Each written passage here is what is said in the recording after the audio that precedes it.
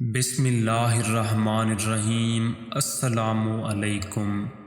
شہر تبریز میں ایک شب زندہ دار عابد و زاہد شخص رہتا تھا۔ لوگ میٹھی نیند کے مزے لیتے رہتے لیکن وہ خدا کی یاد میں محو رہتا۔ ایک رات عبادت میں مصروف تھا کہ ایک چور پڑوس کی مکان میں آ گھسا۔ آہٹ کی آواز سن کر مرد خدا نے شور مچا دیا۔ شور سن کر پڑوسی بیدار ہو گئے اور چور شور سن کر بھاگ گیا۔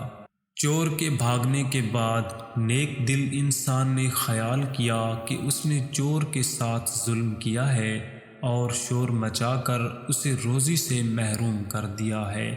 یہ سوچ کر وہ اپنی جگہ سے اٹھا اور چور کی منزل کا تعین کر کے بہت تیزی سے بھاگا اور ایک مختصر راہ سے ہوتا ہوا اس کے سامنے پہنچ گیا۔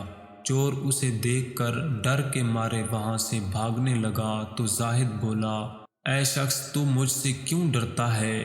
میں تو ایک عرصے سے تجھ جیسے بہادر اور شہزور شخص کی تلاش میں تھا۔ میرا ساتھی بن جا، مل کر چوریاں کریں گے اور دنوں میں امیر ہو جائیں گے۔ چور یہ سن کر رک گیا۔ عابد بولا، ایک ٹھکانہ تو اسی وقت بتا دیتا ہوں، اگر ہم دونوں مل جائیں تو کچھ نہ کچھ ہاتھ ضرور لگے گا، کہو میرا ساتھ دو گے؟ چور فوری طور پر اس بات پر رضامند ہو گیا اور عابد اسے مختلف راستوں سے گھما پھرا کر اپنے گھر لے گیا۔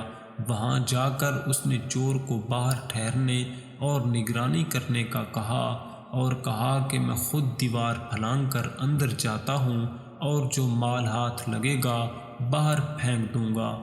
یہ کہہ کر وہ اپنے مکان میں جا گھسا۔ اس کے گھر میں سامان کہاں تھا؟